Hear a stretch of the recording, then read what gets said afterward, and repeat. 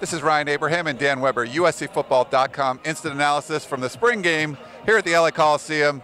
The score was the Cardinal 37, White 23. It was kind of skewed towards the offense, but a lot of throwing today, not a whole lot of running.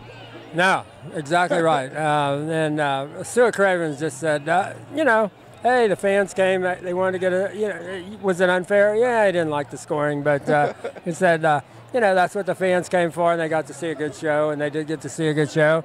And Max Brown got to maybe his first real game experience, kind of throwing 37 passes, completing 24, 252 yards. So that was a good thing. I thought that's a good idea. I'm glad now that you look back at some of the thoughts about how the game would go, that was probably a really smart move. Cody got 8 for 10, but 151 yards or whatever. But I think a really good idea to give Max his chance to play in front of a crowd, play at the Coliseum, and be the guy.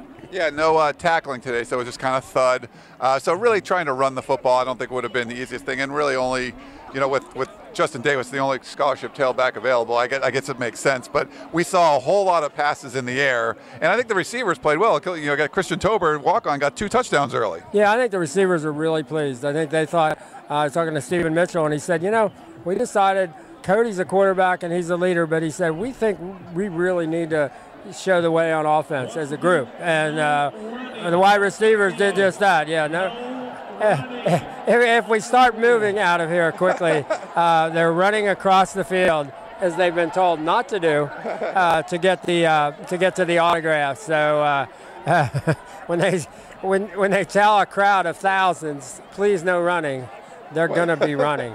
And there's 22,788 or something like that, almost 23,000 people. It looked like a really good crowd here, and I think it was more of a fun atmosphere than last year. Yeah, I think they figured out the format, so they got to see a lot of people make a lot of plays. I mean, you still got to see Stuart Cravens make plays on defense. If you came and said, I want to watch some defense, you got to see guys like Cody Temple and people like that, jam them up when they did try to run the ball. So I think, and I'm looking at the, faces of everybody coming by, and they look happy as heck, like they had a good day, and I think they really did. I think they had fun. A little bit of news, I guess, coming out here. John Plattenberg had an ankle. He didn't go, but Claude Pallon wasn't here at all. Yeah, I don't know I really don't get that, because he told me, he had a bruise, and he said that he thought he's going to be fine, and he, certainly went through practice Thursday. I don't think you were there. Steve Sarkisian actually talked about him, so sorry about that. Yeah, it was kind of crazy here in the end zone. We were trying to get interviews at the end, but he had an academic issue. He had to drop a class, so he was technically, Sarkisian said, academically ineligible. So he should be okay for the fall, but because he dropped that class, he wasn't really able to play in this game. That dropped him below 12. Okay, so I didn't hear, because remember last week he missed the practice for an academic issue. Looked like they'd squared it up. Okay, that is news then. Yeah. So a little bit of news there, but with him not in there, I think that also kind of contributed to the fact that you're not going to run the football much. There just wasn't a whole lot of depth on the defensive line. No, yeah, so it wouldn't have been fair, although when they did try to run it, the defensive line made plays. So give them, I thought Cody Temple looked good. I thought Delvon Simmons looked good. They both made some big plays. So, good for them. They're about it right now, in terms of scholarship guys.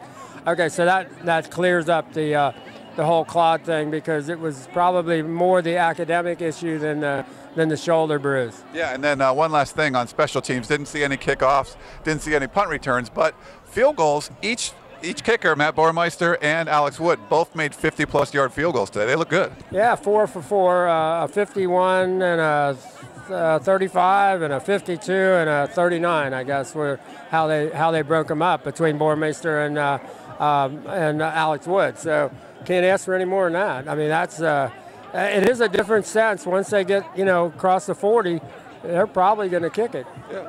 All right. Well, that's going to wrap it up here.